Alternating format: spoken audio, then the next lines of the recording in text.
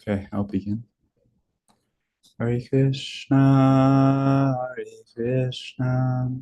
Krishna Krishna, Hare Hare, Hare Rama, Rama Rama, Hare Hare, Hare Krishna, Krishna Krishna, Hare Hare. Hare Rama, Rama Rama, Hare Hare, Hare Krishna, Krishna Krishna, Hare Hare, Hare Rama, Rama Rama, Hare Hare. Hare Krishna, Krishna Krishna, Hare Hare, Hare Rama, Rama Rama, Hare Hare, Hare Krishna,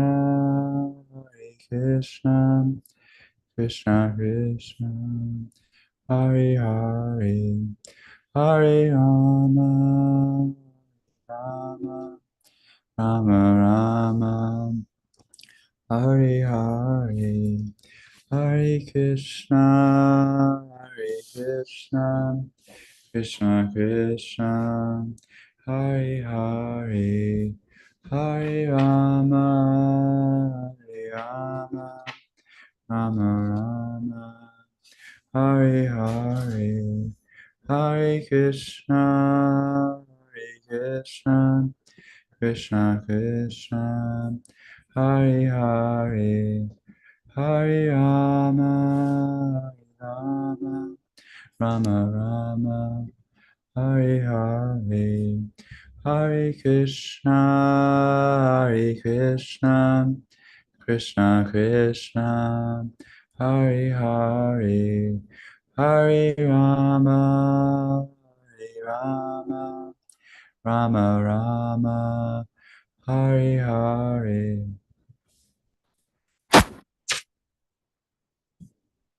Guru Maharaj.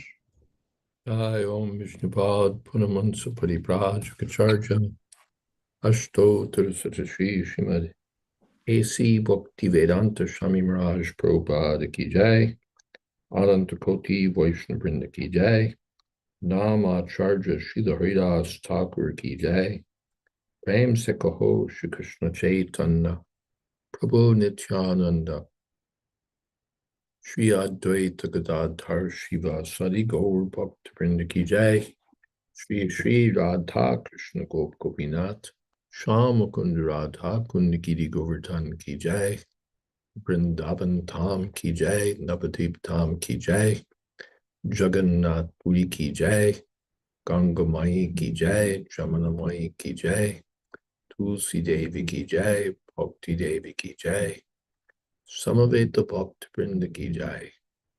All glories to the assembled devotees. All glories to the assembled devotees. All glories to the assembled devotees. Gaur Premanande. Hari Hari. Welcome everybody to Srimad Bhagavatam reading with His Holiness Jayādvaita Swami. It is Monday, December 15th, 2025. We are beginning with Srimad Bhagavatam 4:24, 47 to 48. Om Namo Bhagavate Vasudevaya. Om Namo Bhagavate Vasudevaya. Om Namo Bhagavate Vasudevaya.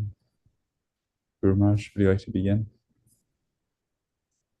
Iti prahasita pangam alakai rupa shobhitam lasat pankaja kinjalka kulam rashtakundalam spurat kirita balaya ara nupura mekalam shanka chakra gada padma mala manyuttamar dhimat. The Lord is super excellently beautiful on account of his open and merciful smile and his sidelong glance upon his devotees. His black hair is curly, and his garments, waving in the wind, appear like flying saffron pollen from lotus flowers.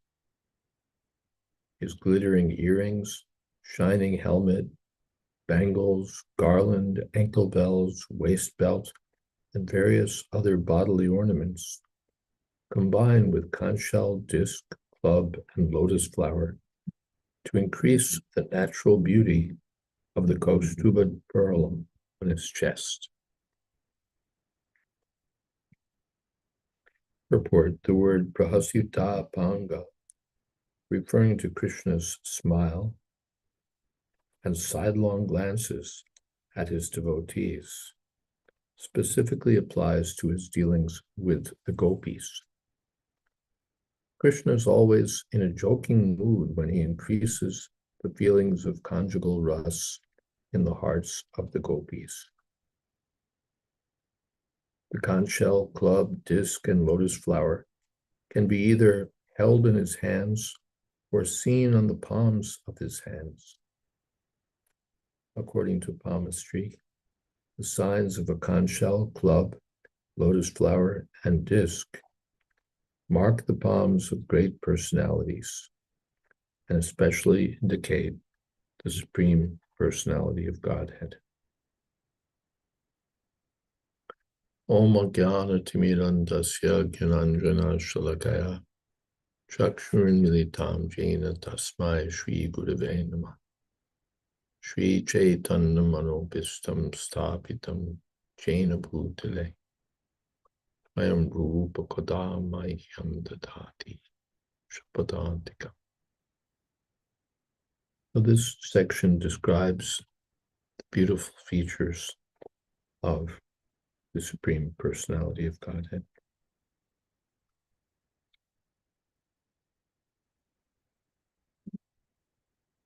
I don't have anything further.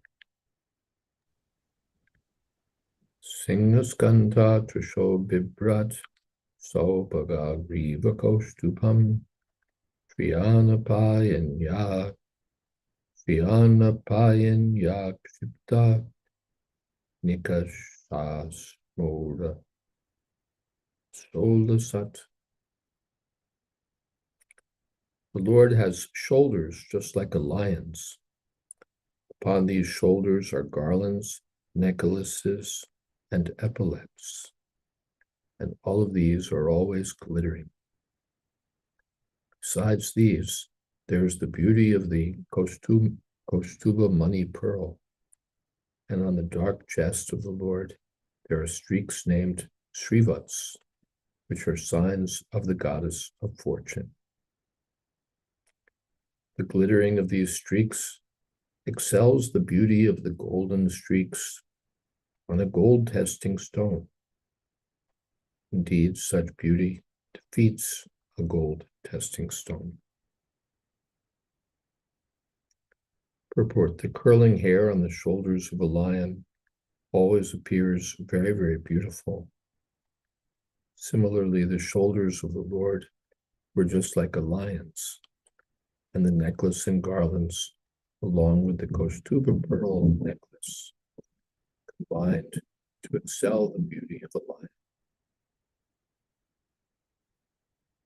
The chest of the Lord is streaked with Srivats lines, the sign of the goddess of fortune. Consequently, the Lord's chest excels the beauty of a testing stone for gold.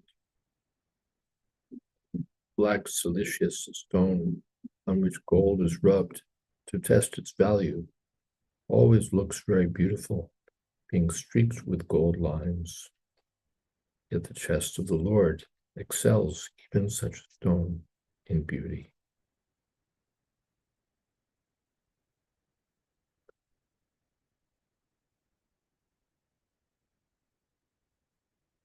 Urarechaka sambigna bali bagu talodaram prati sankrama yad vishvam nabhya varta kapiraya The Lord's abdomen is beautiful due to 3 ripples in the flesh. Being so round, his abdomen resembles the leaf of a banyan tree. And when he exhales and inhales, the movement of the ripples appears very, very beautiful. The coils within the navel of the Lord are so deep that it appears that the entire universe sprouted out of it and yet again wishes to go back. Purport. The whole universe is born out of the lotus stem, which sprouted from the navel of the Lord. Lord Brahma sat on the top of this lotus stem to create the whole universe. The navel of the Lord is so deep and coiling that it appears that the whole universe again wants to withdraw into the navel, being attracted by the Lord's beauty. The Lord's navel, yes, and the ripples on his belly always increase the beauty of his bodily features. The details of the bodily features of the Lord especially indicate the personality of Godhead. Impersonalists cannot appreciate the beautiful body of the Lord, which is described in these prayers by Lord Shiva. Although the impersonalists are always engaged in the worship of Lord Shiva, they are unable to understand the prayers offered by Lord Shiva to the bodily features of Lord Vishnu. Lord Vishnu is known as Shiva Virinchi Nutam, for he is always worshipped by Lord Brahma and Lord Shiva.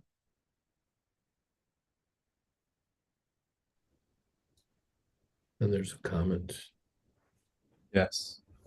Saraswati Mataji writes, Pranams Param Puja Gurudev and all the Vaishnavas. I was reading how Krishna's beauty made Suryadev almost fall off his chariot and fall to Boma Vrindavan.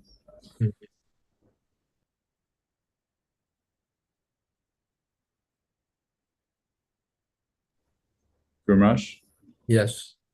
could you comment on the deep and coiling, it says the whole universe again wants to withdraw into the navel. It's like personifying the universe there. I don't. Yeah, this appears to be an instance of poetic language. That would be my take on it. It doesn't appear to be actually part of the verse. And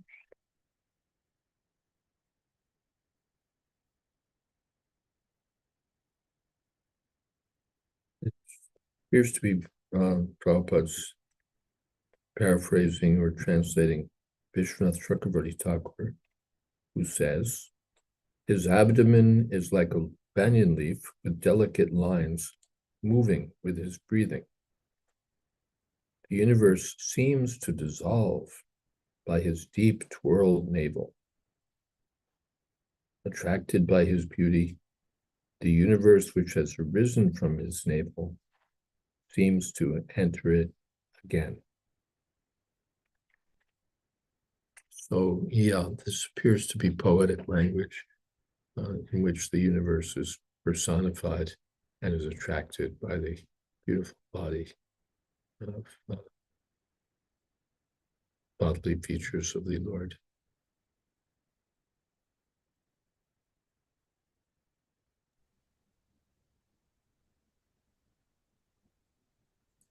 We have other questions from Praveen Prabhu. What is streak?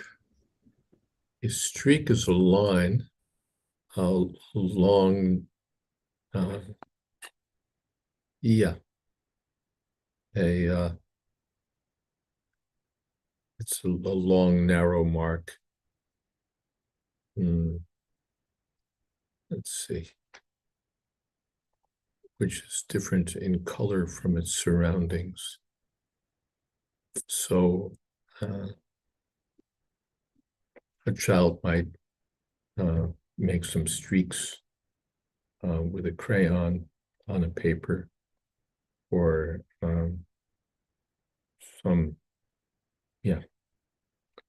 or a plow might make streaks in the mud. So here, the streaks in this case are lines on the chest of the Lord, golden lines representing the goddess of fortune. And they're compared to the streaks on a testing stone. A testing stone is a stone against which you rub something purported to be gold and see whether it's actually gold.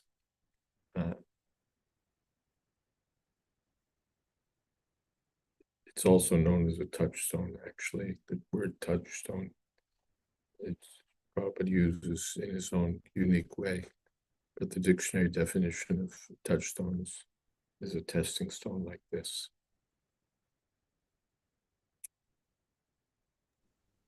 Is that okay?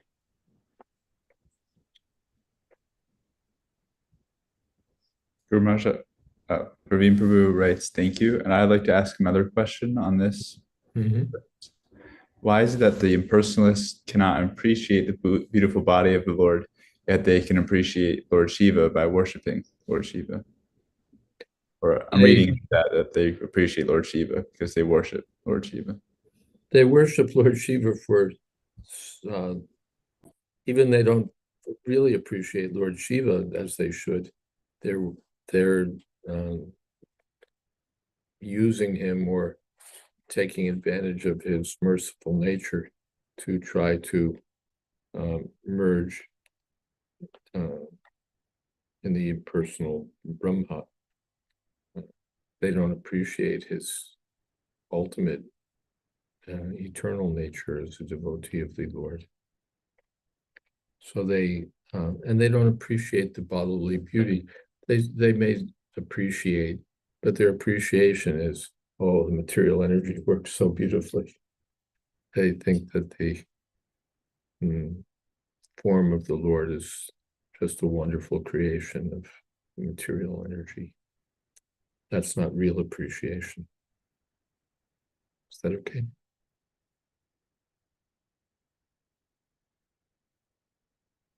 Okay. Yes. Is there a Krishna conscious way to appreciate the material energy? Is there a Krishna conscious way to appreciate the material energy? Yes. Krishna in the 10th chapter.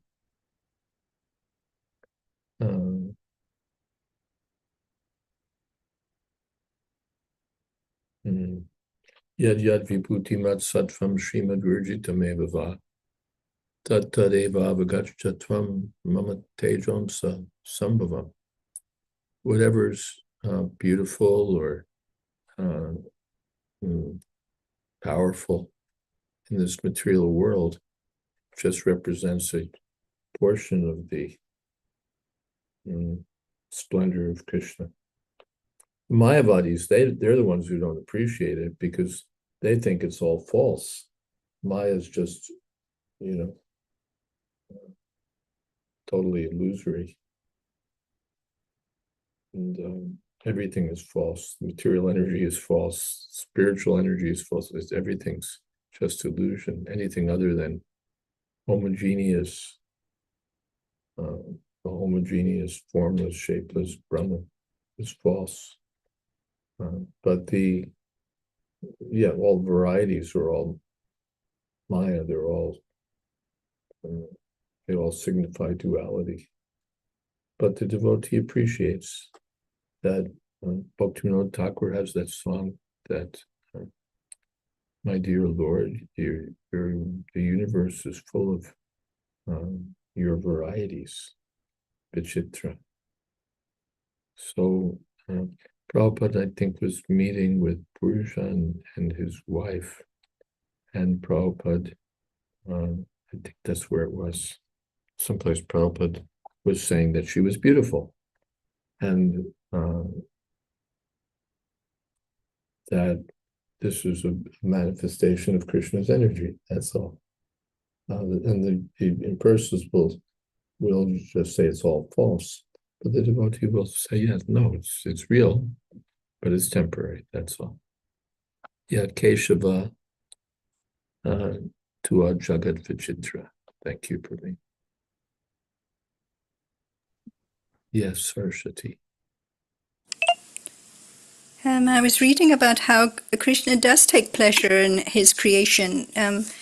Any artist or anyone who creates something, of course, they're going to take some pride in what they've created. And this is exactly what I'm reading in this Bhoma Vrindavan. Krishna takes pleasure in the beauty of his creation because it is a reflection of his eternal abode. How much more pleasure then must he derive from seeing Vraj, a display of his internal potency? And then it talks about about a Yamuna. The blackish Yamuna reminds Krishna of Sri Radha's long braid, the blossoming flowers her enchanting smile, and the playful birds her restless magnetic eyes. In this way, Vraj stimulates his loving moods. Once while thinking in this way, Krishna could not contain his ecstasy. His body became so hot that it melted the stone upon which he was crouching, leaving an imprint of his lotus feet for all to see. And even today, the imprint of Krishna's lotus feet, Jarana, upon this Nandeshwar hill, it has made the place famous as Jarana Pahari. I thought that was so interesting. Hare Krishna. Thank you. Hare Krishna. Anything else? Nothing else. Okay. The devotees are interested in all these details of the Lord's transcendental form. They all act as stimulants for ecstatic love of Krishna. Shamashon Yati Rojishnu Tukula Svarna Mekalam Samacharvangri Jankodu Nimna Janu Sudarshanam. The lower part of the Lord's waist is dark and covered with yellow garments, and a belt bedecked with golden embroidery work. His symmetrical lotus feet and the calves, thighs, and joints of his legs are extraordinarily beautiful. Indeed, the Lord's entire body appears well built. Purport. Lord Shiva is one of the 12 great authorities mentioned in Srimad Bhagavatam. These authorities are Swayambhu, Narada, Shambhu, Kumara, Kapila Manu, Prahlad, Janaka, Bhishma, Bali, Vyasaki or Sukadev Goswami, and Yamaraj. The impersonalists who generally worship Lord Shiva should learn of the transcendental Satchidananda Vigraha of the Lord.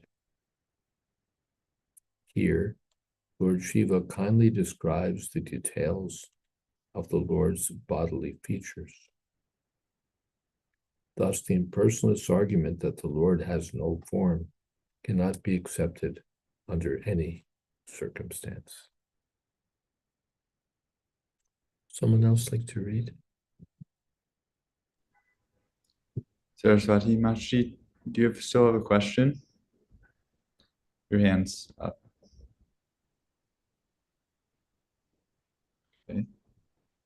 Marupati Prabhu, would you like to take the next text? You just read 51, so we're on 52. Okay. Namo Vishnu Padaya Krishna Prestaya Bhutale Gurutas Jayādvaita Swami Nitya Namane. Namo Vishnu Padaya Krishna Prestaya Bhutale Srimad Bhakti Vedanta Swami Nitya Namane. Namaste Saraswati Deve Gauravani Pracharine Nirvishesha Srinivadi Pashapadeshatari.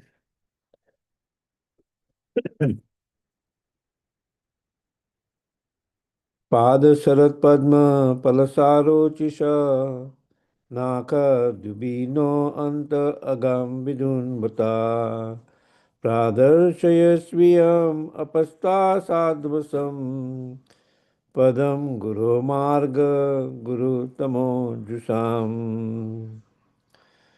My dear Lord, your two lotus feet are so beautiful that they appear like two blossoming petals of the lotus flower, which grows during the autumn season. Indeed, the nails of your lotus feet emanate such a great effulgence that they immediately dissipate all the darkness in the heart of a conditioned soul. My dear Lord, kindly show me that form of yours which always dissipates all kinds of darkness in the hearts of a devotee. My dear Lord, you are the supreme spiritual master of everyone. Therefore, all conditioned souls covered with the darkness of ignorance can be enlightened by you as the spiritual master. Purport. Lord Shiva has thus described the bodily features of the Lord authoritatively. Now he wants to see the lotus feet of the Lord. When a devotee wants to see the transcendental form of the Lord, he begins his meditation on the Lord's body by first looking at the feet of the Lord. Srimad Bhagavatam is considered to be the transcendental sound form of the Lord. And the 12 cantos are divided in accordance with the transcendental form of the Lord. The first and the second cantos of Srimad Bhagavatam are called the two lotus feet of the Lord. It is therefore suggested by Lord Shiva that one should first try to see the lotus feet of the Lord. This also means that if one is serious about reading Srimad Bhagavatam, he must begin by seriously studying the first and second cantos. The beauty of the lotus feet of the Lord is compared to the petals of a lotus flower, which grows in the autumn season. By nature's law, in autumn, the dirty or muddy waters of rivers and lakes become very clean. At that time, the lotus flowers growing in the lakes appear very bright and beautiful. The lotus flower itself is compared to the lotus feet of the Lord, and the petals are compared to the nails of the feet of the Lord. The nails of the feet of the Lord are very bright, as Brahma Samhita testifies, Ananda Chinmaya Sadhujvala Vigrahasya. Every limb of the transcendental body of the Lord is made of Ananda Chinmaya Sadhujvala. Thus, every limb is eternally bright. As sunshine dissipates the darkness of this material world, the effulgence emanating from the body of the Lord immediately dries up the darkness in the heart of the conditioned souls. In other words, everyone serious about understanding the transcendental science and seeing the transcendental form of the Lord must first of all attempt to see the lotus feet of the Lord by studying the first and second cantos of Srimad Bhagavatam. When one sees the lotus feet of the Lord, all kinds of doubts and fears within the heart are vanquished.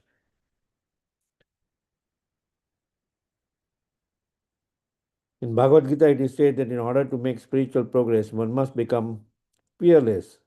Abhayam sattva samsuddhi. Fearlessness is the result of material involvement. Fearfulness is the result of material involvement.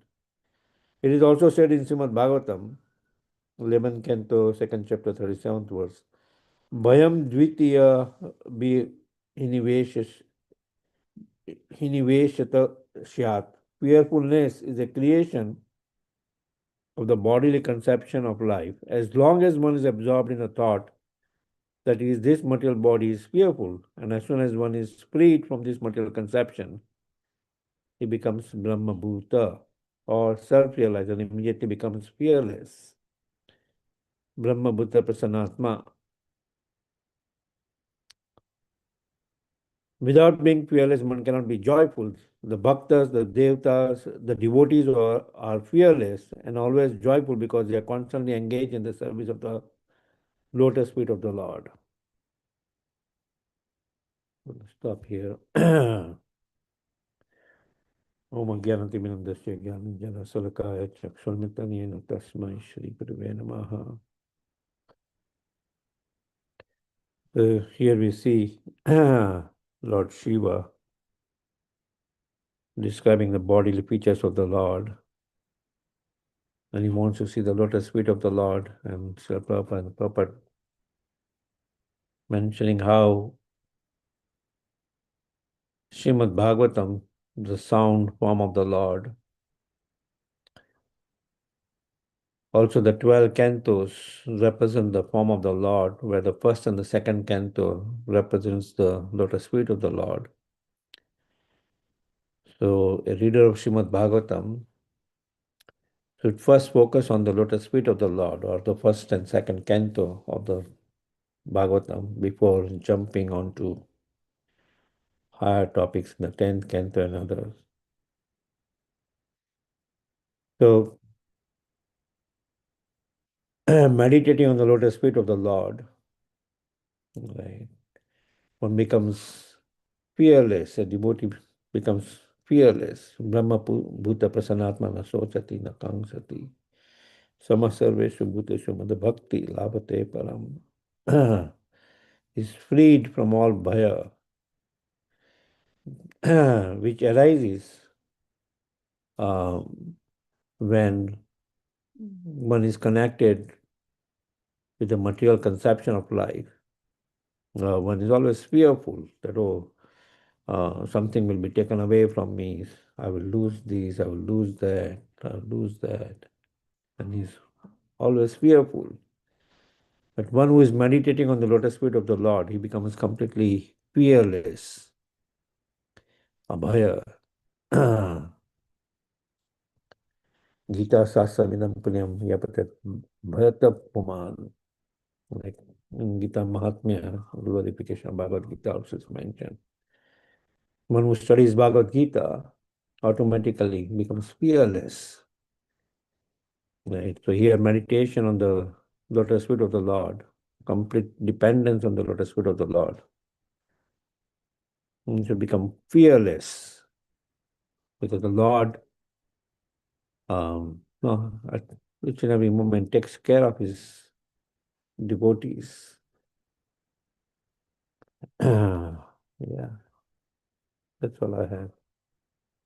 Vimal, would you like to add anything? Won't add anything. Just to listen to these topics is very nice. Saraswati Mataji, would you be able to take the chat? Yes. Thank you. Okay, should I continue reading? It's still. Please do. It is also said, Evan prasanna manaso bhagavad bhakti yogataha bhagavad tattva vijnanam mukta sangasya jayate. First canto, second chapter, 20th verse. By practicing Bhagavad Bhakti Yoga, one becomes fearless and joyful. Unless one becomes fearless and joyful, he cannot understand the science of God. Bhagavad Tattva Vijnanam Mukta Sangasya Jayate. This verse refers to those who are completely liberated from the fearfulness of this material world. When one is so liberated, he can really understand the transcendental features of the form of the Lord. Lord Shiva therefore advises everyone to practice Bhagavad Bhakti Yoga. As will be clear in the following verses, by doing so, one can become really liberated and enjoy spiritual bliss. It is also stated, Om Ajnanatimirandasya Jnananjana Salakaya Chakshurmitanyena Tasmai Shri Guruve Namaha. The Lord is a supreme spiritual master, and the bona fide representative of the Supreme Lord is also a spiritual master. The Lord from within enlightens the devotees by the effulgence of the nails of his lotus feet. And his representative, the spiritual master, enlightens from without. Only by thinking of the lotus feet of the Lord and always taking the spiritual master's advice can one advance in spiritual life and understand Vedic knowledge. Yasya deve para bhakti, yata deve tata guru, tasyati katita hi artha prakashante mahatmana. Thus the Vedas Vitasvitara Upanishad 6.23 enjoin that for one who has unflinching faith in the lotus feet of the Lord as well as in the spiritual master, the real import of Vedic knowledge can be revealed.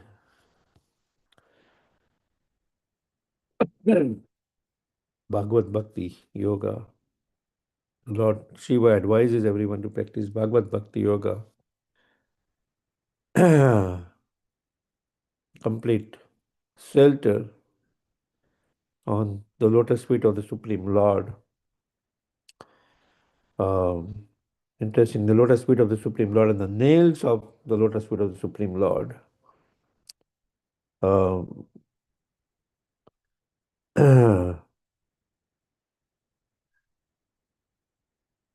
Bhagavad Tattva Vijnanam Mukta Sangha Sajayate. This was those who are completely liberated from the fearfulness of the material world. They can understand the transcendental features. And that's possible by taking shelter of the Supreme Lord within and without, and taking shelter of the spiritual master, the bona fide representative of the Supreme Lord.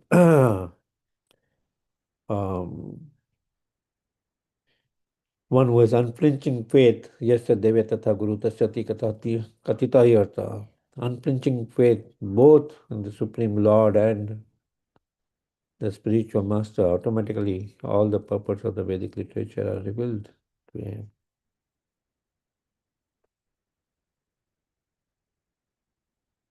Yeah. Gurman, would you like to add something?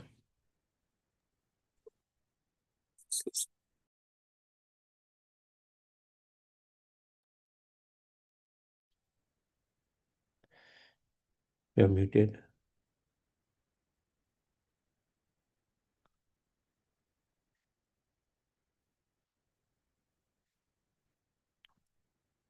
Gurman, would you like to add something? No, I'm just listening. Yeah, the verse is ended. Vishwanath Chakravarti Thakur's commentary on this. Show your Swarupa or abode, Padam, along with your foot, Pada, which destroys the darkness within us by the light from its toenails. Or another meaning is as follows: O Lord, I have seen your beautiful form, but I have not seen the beauty of the soles of your feet. Even if it is impossible to show your 2 feet completely, since you are standing in the Maha Yoga Pit, just raise one foot a little while standing on the other. Standing on the earth with your left foot, Padaha, raise and tilt your right foot a little and show the soul, Padam, so that the fear of material existence will be destroyed by the sight of the marks of the chakra, flag, thunderbolt, and gourd. Your feet destroys the fear of the material world, sadhvasam. But how did such a thought arise in you? It has arisen by the mercy of Guru. O Guru, you are the teacher of bhakti, Marga Guru, for us whose eyes are blind because of ignorance.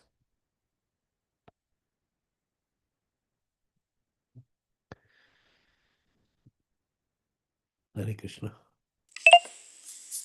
We're at text 53. There's nothing in the chat box. Itadrupam anutyayam atma sudhim abhipasatam yad bhakti yoga bhayadaha swadharmam anutishtataham. A translation: My dear Lord, those who desire to purify their existence must always engage in meditation upon your lotus feet. As described above, those who are serious about executing their occupational duties and who want freedom from fear must take to this process of bhakti yoga. Purport: It is said that the transcendental name, form, pastimes, and entourage of the Lord cannot be appreciated by the blunt material senses. Therefore, one has to engage himself in devotional service so that the senses may be purified and one can see the Supreme Personality of Godhead.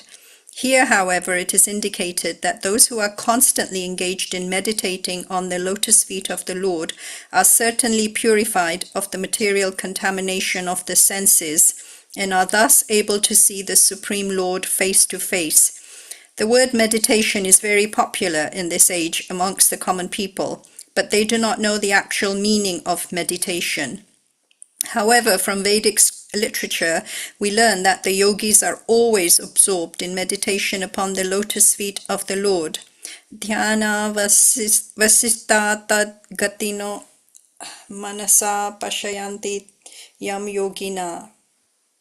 Bhagavatam 12.13.1. This is the real business of the yogis, to think of the lotus feet of the Lord. Lord Shiva therefore advises that one who is actually serious about purification must engage himself in this type of meditation or in the mystic yoga system, which will help him not only to see the Lord within constantly, but to see him face to face and become his associate in the Vaikuntha Lok or Goloka of Vrindavan. The word Swadharmam, as in Swadharmam Anutishtatam, indicates that the system of Varna Ashram, which indicates the occupational duties of the Brahmanas, Kshatriya, Vaishya, and Sudra, and which is the perfect institution for humanity, must be supported by Bhakti Yoga if one at all wants security in life. Generally, people think that simply by executing the occupational duties of a Brahmana, Kshatriya, Vaishya, or Sudra, or the duty of a Brahmachari, Grahastha, Vanaprastha, or Sannyasi, one becomes fearless or securely attains liberation. But factually, unless all these occupational duties are accompanied by Bhakti Yoga, one cannot become fearless. In Bhagavad Gita, there are descriptions of Karma Yoga, Jnana Yoga, Bhakti Yoga, Dhyana Yoga, etc. But unless one comes to the point of Bhakti Yoga, these other yogas cannot help one attain the highest perfection of life.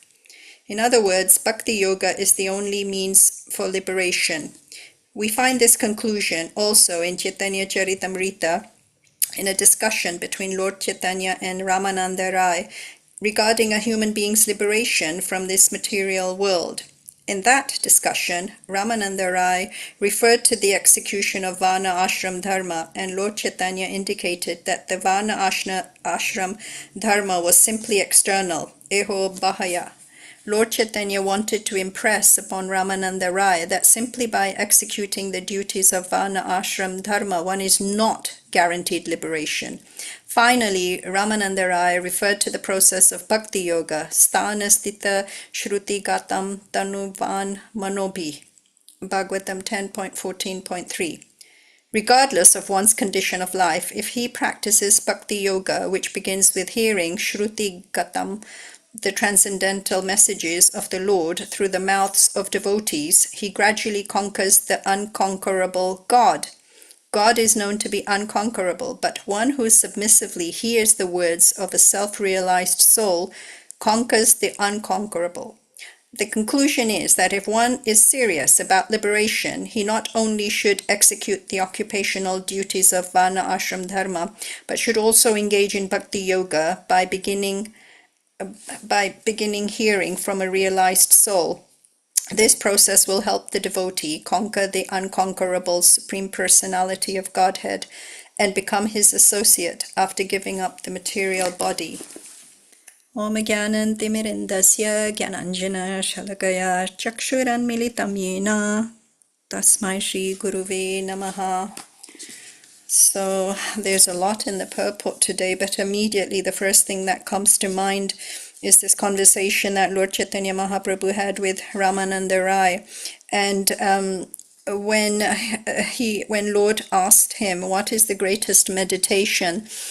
Ramananda Rai said that the greatest meditation is to meditate upon the lotus feet of Sri Radha and Krishna.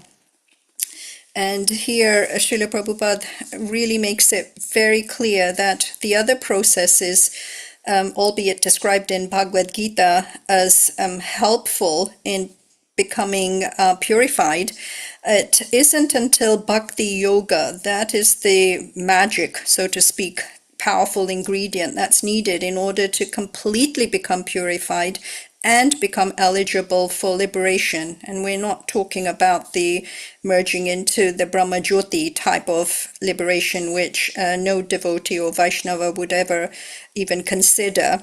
And also it's been emphasized of how important it is to meditate, worship the Lord's lotus feet, Savaman Krishna Padaravinda. And interestingly enough, I was reading today about this meditation of Krishna's lotus feet, and specifically the pastime where Akrura, when he first comes and sees the the footprints of Krishna's lotus feet, he immediately bows down, offers prayers, and smears the dust attached to that all over his body. And of course, Chaitanya Mahaprabhuji himself taught us how to worship the lotus feet of the Lord when he went to Gaya, and how he worshipped the lotus feet, or the footprints rather, of Lord Vishnu with such great reverence, falling flat like a stick. And he immediately offered prayers, stressing how fortunate one is to be able to see with these very eyes the lotus feet of the Lord. In fact, Mahaprabhuji bathed Lord Vishnu's footprints with milk mixed with his tears. After bathing, he offered arti to the lotus feet and danced and sang. And Srila Rupa Goswami also emphasizes the importance and the benefit of worshipping Krishna's lotus feet in his Padyavali. And I'm just going to read. And he says, "O Madhusudana, a wise person nullifies any sins he may have done by serving your lotus feet within his heart. But one who rejects your service gets sinful reactions, even though he may not have done any sinful deed." So, we can understand that the beginning of devotional service is to worship the lotus feet of Lord Govinda.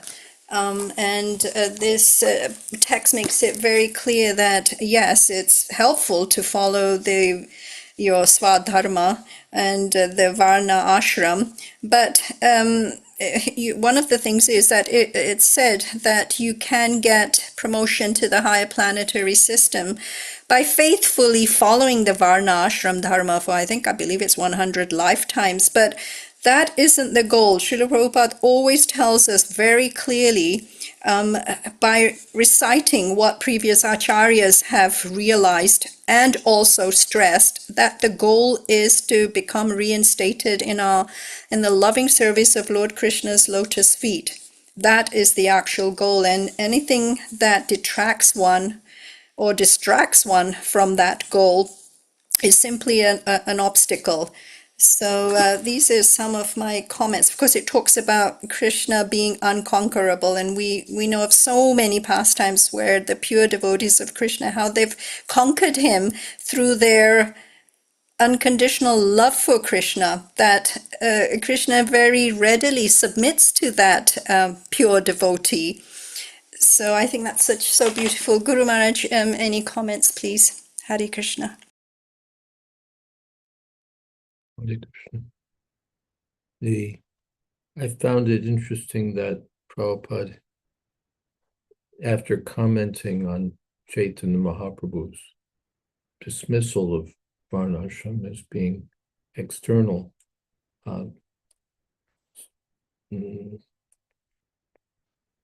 turns it a bit and says later that one should not only execute the occupational duties of varnashram, but also engage in bhakti yoga, beginning by hearing from a realized soul.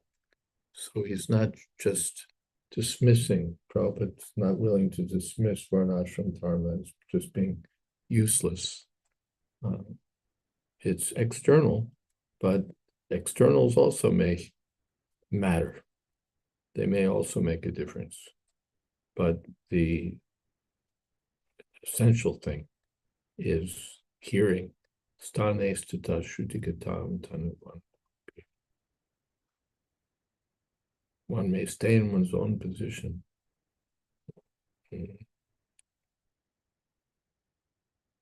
But hear about Krishna from realized souls. Okay. Just looking ahead to the next verse. It looks we're at 451. Guru Maharaj, what should we do? Should we proceed? It's got a large purport. I'm not sure if we can finish it all in time. Not 51, 54, no? Yes, we're at 54. Yeah, we're not going to be able to tackle that purport. It's beyond us.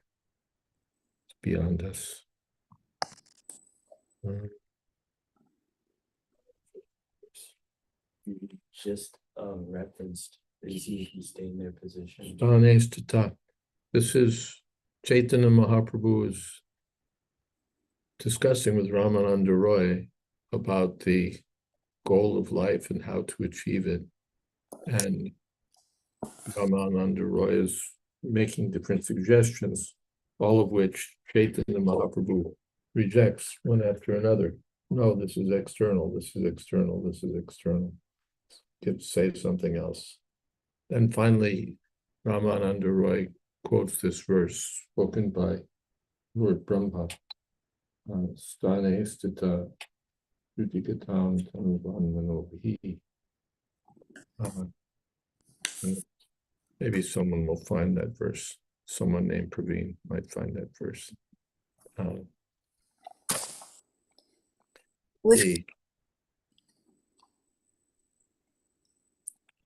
No, why, Praveen asks, isn't bhakti independent? Why does it require varnashram for its execution?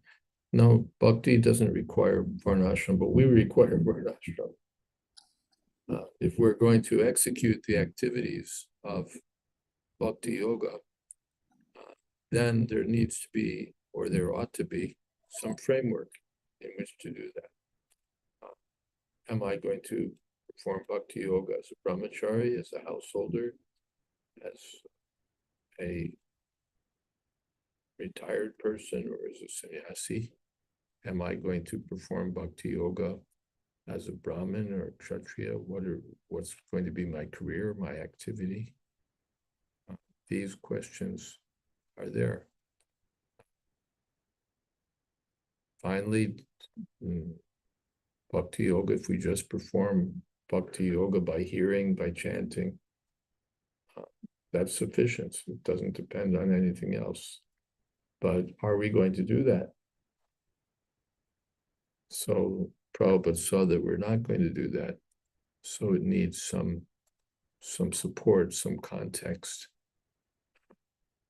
so that we can perform the activities, ninefold devotional activities, in a congruent fashion. And here's that verse, Kyane prayasamudapasya namante eva jivanti sanmukaritam bhavati avartam stane stata shrutigatam tanavan nopi ye prayasho jatit ajito pyashi taistrilokyam.